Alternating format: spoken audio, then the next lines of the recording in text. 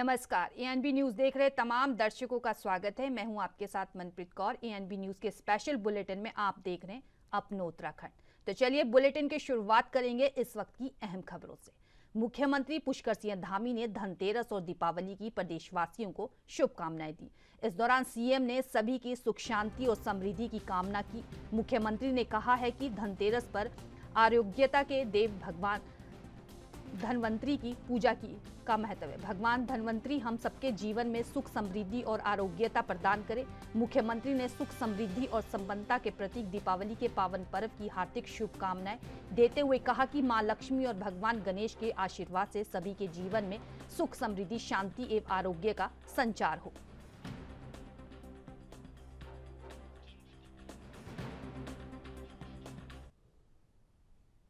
उत्तराखंड कांग्रेस के प्रदेश अध्यक्ष करण माहरा ने अल्मोड़ा पहुंचे। इस दौरान कांग्रेस कार्यकर्ताओं ने उनका जोरदार स्वागत किया। कांग्रेस कमेटी के वरिष्ठ उपाध्यक्ष बिट्टू कर्नाटका के कार्यालय में पत्रकार वार्ता करते हुए कहा कि आज उत्तराखंड के साथ ही पूरे देश में लोग महंगाई से त्रस्त हैं। बेरोजगारी ने अपने सारे रिकॉर्ड तोड़ दिए हैं, जिसमें युवा परेशान हैं और आगामी होने वाले समस्त चुनाव में कांग्रेस पार्टी उत्कृष्ट प्रदर्शनी करेगी और अपना परचम लहराएगी। जिला लेवल पे हम कुछ आयोजन करें और हमने देवप्रयाग से इसकी शुरुआत की है। इसी महीने 16, 17, 18 को हम लोग पौड़ी, रुद्रप्रयाग और चमोली जिले की बैठकें करने वाले हैं और 25 तारीख को हम चंपावत की बैठक हम करेंगे। अल्मोड़ा, पिथौरागढ़, बागेश्वर की बैठकें स्थगित करके आगे का समय कुछ हम लेने वाले हैं और उसके बाद हरिद्वार और उधम सिंह नगर और देहरादून की बैठकें होंगी। ये जिला स्तर की बैठकों के बाद हम आगे के कार्यक्रम तय करेंगे। वर्तमान में हमारे बूथ जो कमेटियां बनी है और बीएलएस बने हैं, उनका सत्यापन का कार्य पार्टी कर रही है और इस समय हम लोग मंडलमों के गठन का काम भी कर रहे हैं और मुझे भरोसा है कि हम उसमें बहुत अच्छे रिजल्ट्स लेके आएंगे। 5 राज्यों में चुनाव चल रहे हैं तो उनको किस तरह से देखते हैं कि आगामी 24 का कहीं ना कहीं निश्चित ही फर्क पड़ेगा और मुझे पूरी उम्मीद है कि कांग्रेस का प्रदर्शन बहुत बेहतर होगा। तेलंगाना मुझे लगता है कि इस बार कांग्रेस की सरकार बनेगी। मध्य प्रदेश, राजस्थान, छत्तीसगढ़ ऑब्वियसली हमारे होने वाले हैं और मुझे लगता है कि हम इन 5 राज्यों के चुनाव में बहुत अच्छा प्रदर्शन। बढ़ते हैं अगली खबर की तरफ। गदरपुर थाना परिसर में आज एसडीएम गौरव पांडे ने पुलिस के साथ मिलकर व्यापारियों की एक बैठक ली।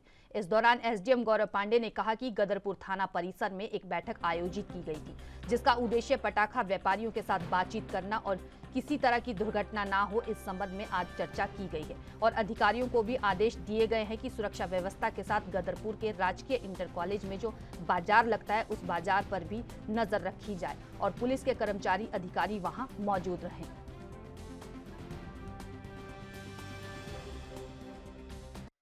देखिए, पटाखा मार्केट के लिए हमने साफ दिशा निर्देश दे दिए हैं इनको कि एक दुकान से दूसरी दुकान की लगभग 3 मीटर कम से कम जो है उसकी दूरी होनी चाहिए और बालू, पानी, इस चीज़ की व्यवस्था भी प्रत्येक दुकान पर होगी ताकि कोई इस प्रकार की कोई घटना हो तो मतलब उसको तुरंत उसको दूर कर दिया जाए।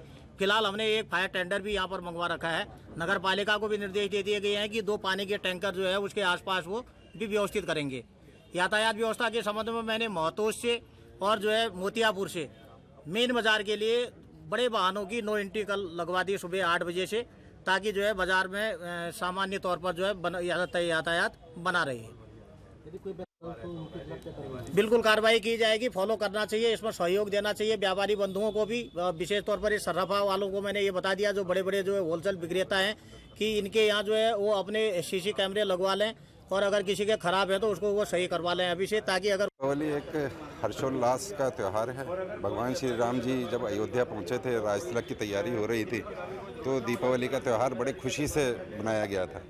उसी के उपलक्ष्य में हर वर्ष दीपावली का त्यौहार मनाया जाता है। यहाँ पर जो गदरपुर के अंदर प्रशासन अपनी कार्यवाही में लगा हुआ है, जहाँ भी कोई भी इंक्रोचमेंट है या किसी भी तरीके का आवाजाही है गाड़ियों की, तो उसको प्रशासन अपने तरीके से लगा हुआ है। नगर पालिका की जो भी जिम्मेदारी है वो यहाँ पर गदरपुर में नगर पालिका अपनी पूरी करेगी और सब हम लोग खुशी से ये दीपावली का त्यौहार मना सकते हैं। साफ सफाई को लेकर आपके द्वारा क्या देखिए? साफ़ सफाई आपको पता है कि साफ़ सफाई तो हमेशा होती है। दीपावली में एक्स्ट्रा हम लोगों ने अलग से सिस्टम बनाया है साफ़ सफाई के लिए, लाइटिंग के लिए, तो जितनी भी लाइट वगैरह ख़राब हैं या कहीं भी डंप कूड़े वगैरह के पड़े हैं तो उसको स्पेशल तौर पे आज और कल में हम लोग सब उठा दें। सर आज एक मीटिंग बुलाई गई है शांति कमेटी की और पटाखा व्यापारी भी यहाँ पर मौजूद है, क्या दिशा निर्देश दिए गए? दीपावली व दीपावली के साथ अन्य त्यौहार जो मनाए जा रहे हैं उनके संबंध में यहाँ पर थाने में सीओ साहब भी यहाँ पर उपस्थित हैं और ये बैठक बुलाई गई है जिसमें व्यापार मंडल और जो आतिशबाजी जी के जो हमारे व्यापारी हैं उनको बुलाया गया है। वह सुरक्षा और शांति से अच्छी तरीके से त्यौहार निपटें, इसके संबंध में दिशा निर्देश दिए गए। बढ़ते हैं अगली खबर की तरफ। दीपावली पर्व से पूर्व 14 वर्ष वनवास के बाद अयोध्या लौटे प्रभु श्री राम भाई लक्ष्मण ने माता सीता के तर्ज पर अमर ज्योति बाल विद्यालय की ओर से दिनेशपुर क्षेत्र में प्रभु श्री राम भाई लक्ष्मण ने माता सीता एवं वानर सेना के प्रमुखों के दिनेशपुर की समिति कार्यालय से होते हुए नगर के विभिन्न वार्डों की परिक्रमा के साथ शोभा यात्रा निकाली गई। इस दौरान विद्यालय के सुरेंद्र बिष्ट ने कहा कि जब प्रभु श्री राम 14 वर्ष के वनवास के बाद अयोध्या पहुंचे थे तभी पूरे अयोध्या नगरी में दीप उत्सव का आयोजन आम लोगों के द्वारा किया गया था। उसी की तर्ज पर आज प्रभु राम भाई लक्ष्मण माता सीता के अलावा वानर सेनाओं के प्रमुखों की एक शोभा यात्रा दिनेशपुर क्षेत्र में निकाली गई है।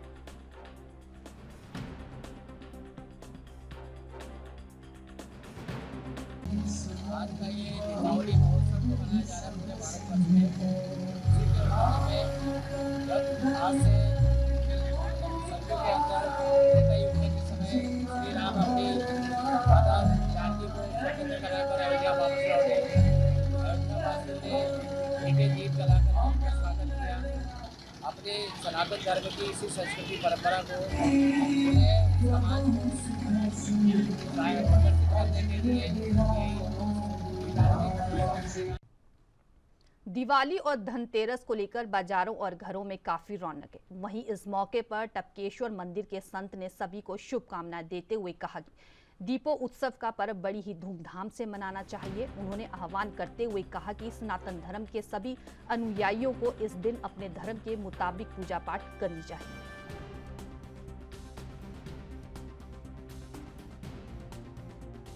जी दीपावली का पर्व है, किस तरीके से मनाना चाहिए, किस तरीके से पूजन करना चाहिए? हमारे सनातन धर्म में दीपोत्सव शुभम भवति कल्याणम आरोग्य धन संपदा मम बुद्धि प्रकाशाय दीप ज्योति नमस्ते मम शत्रु बुद्धि विनाशाय दीप ज्योति नमस्ते। मन रूपी शत्रु को विनाश करे, संपूर्ण संसार दीपक से दीप्यमान हो और सबके घर पर, जैसे आज हम लोग धनतेरस बोलते हैं, आज धन्वंतरी दिवस है। आज आपके चैनल के माध्यम से संपूर्ण विश्व, अभी तो उत्तराखंड नहीं, संपूर्ण विश्व को, उत्तराखंड हमारा देवभूमि है, ऋषियों की भूमि है, सब आज धन्वंतरी के उपलक्ष्य में जितना निरोगता आज पूजा पाठ करें, अभिषेक करें, बड़ों को सम्मान करें, गुरुजनों का मान प्रतिष्ठा दें। ऐसा नहीं कि आप बाजार में जा रहे हैं, कोई आप बर्तन भांडे खरीद रहे हैं, एक शुभ सूचक होता है, परंतु आज के दिन धन्वंतरी का मतलब हमारे जो हृदय रूपी आरोग्यता है वो प्रदान करें। दीपावली वर्ष भर में सनातन धर्मावलंबियों में बहुत हर्षोल्लास के साथ आता है। सभी जनमानस को पुनीत पावन दीपावली पर्व की बहुत बहुत मंगल कामनाएं। जो भी घर में गृहस्थ जन पूजा करें, अपनी सनातन परंपरा, अपनी गुरु परंपरा, अपनी देव परंपरा को लेकर के करें तो आपके घर में सुख, समृद्धि, ऐश्वर्य और कामना बनी रहेगी। दीपावली के बढ़ते हैं अगली खबर की तरफ। जनपद उधम सिंह नगर के खटीमा कोतवाली में उच्च अधिकारियों के निर्देश पर आगामी त्योहारी दीपावली, धनतेरस और भैया दूज को सकुशल संपन्न कराए जाने को लेकर व्यापारियों और जनप्रतिनिधियों की पुलिस के साथ एक बैठक हुई। दरअसल त्योहारों की वजह से बाजार में होने वाली भीड़ के चलते यातायात व्यवस्था बाधित हो जाती है और सुरक्षा के साथ ही शांति व्यवस्था भी भंग होने की संभावना बनी रहती है। इसी को मद्देनजर रखते हुए बैठक में व्यापारियों और जनप्रतिनिधियों से त्योहार की सकुशल संपन्न कराए जाने को लेकर सुझाव लिए गए हैं।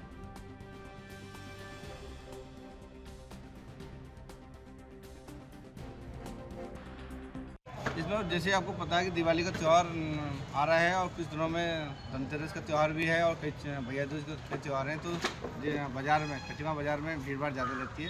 उस संबंध में हमारे व्यापारियों के साथ एक मीटिंग की गई है। व्यापारियों से भी हमने उनसे सलाह ली है कि इसमें यातायात व्यवस्था और कानून व्यवस्था के कैसे क्या प्रबंध किए जाने हैं, उनके द्वारा भी हमें सुझाव दिए गए हैं।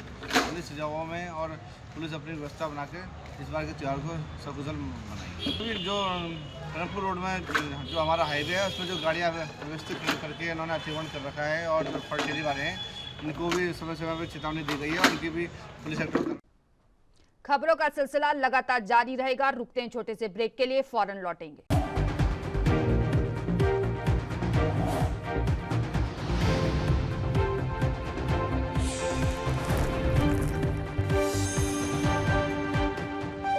एएनबी न्यूज के स्पेशल बुलेटिन में एक बार फिर से स्वागत है। बढ़ते हैं अगली खबरों की तरफ। दिवाली का पर्व नजदीक है और ऐसे में पटाखों से जलने के मामले भी सामने आते हैं।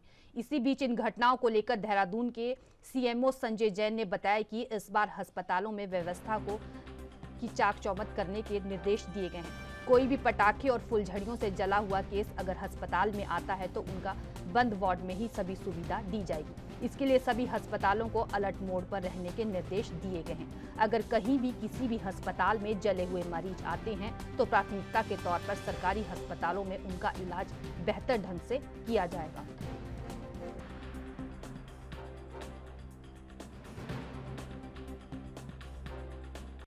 जहाँ तक बंद की बात है तो फर्स्ट एड के लिए तो हमारे यहाँ सभी जगह सुविधाएं हैं। उसके लिए मेरे द्वारा आदेश भी निर्गत किए जा रहे हैं कि दीपावली का सारे अस्पताल अलर्ट मोड पर रहेंगे। तो जहाँ भी कोई भी इस टाइप के मरीज आते हैं जले हुए तो उनका प्राथमिक उपचार हम हर जगह जितने भी सरकारी अस्पताल हैं सभी में उनको दे पाएंगे। जनपद उधम सिंह नगर के कोतवाली खटीमा में वरिष्ठ पुलिस उप निरीक्षक अशोक कुमार के नेतृत्व में डीजे संचालकों के साथ एक बैठक का आयोजन किया गया। बैठक में माननीय उच्चतम न्यायालय के आदेश के अनुसार रात 10 बजे के बाद डीजे न चलाने की बात संचालकों से कही गई।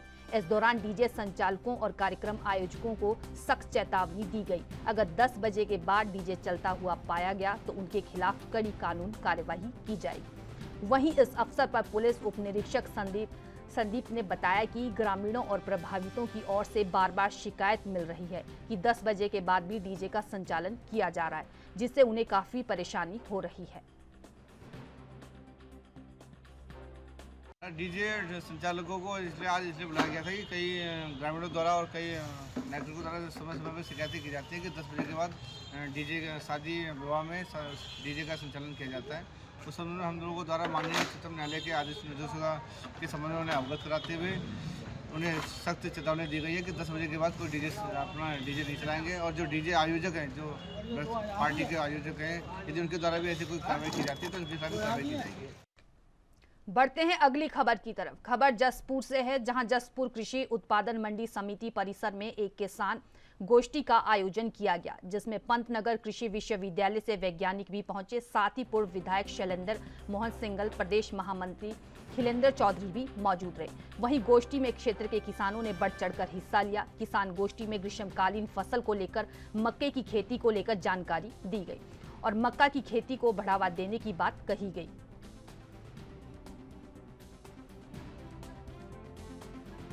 इसे समर राइस को मेज के साथ रिप्लेस करें, क्योंकि मेज में पानी की आवश्यकता करीब 1/3 1/4 के आसपास होती है जो हम राइस में लगाते हैं।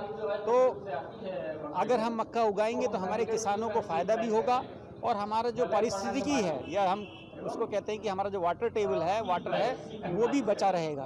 और आज की तारीख में इस तरह की वैरायटी आ गई हैं जो कम ड्यूरेशन, मक्का की मैं बात कर रहा हूँ, जो कम ड्यूरेशन में अधिक उत्पादन देती हैं और वो जो राइस के बराबर या उससे भी ज़्यादा किसान को फ़ायदा देती है। तो अब जब अगर किसान को फ़ायदा देने वाली कुछ ऐसी अल्टरनेट टेक्निक अवेलेबल हैं, अब ये हमारी रिस्पॉन्सिबिलिटी बन जाती है कि हम किसानों को नई विधियों से, नई तकनीकों से अवगत कराएं। मैं इस परिप्रेक्ष्य में हमारे पूर्व विधायक माननीय सिंघल साहब का बहुत आभारी हूं कि उन्होंने इस तरफ ध्यान दिया और आगे बढ़कर इस कवायद को चलाया। उन्होंने हमारे वैज्ञानिकों को भी यहाँ बुलाया, हमारे किसानों को यहाँ बुलाया, इंडस्ट्री वालों को यहाँ बुलाया और जितने भी हमारे जनप्रतिनिधि हैं उनको भी एक साथ यहाँ इस मंच पर इकट्ठा किया, ताकि इसका जो है ना समग्र इसका प्रचार प्रसार किया जा सके और जो भी समस्याएं हैं उन समस्याओं का सबका निदान निकल सके। तो इस वजह से इस सबको दृष्टिगत रखते हुए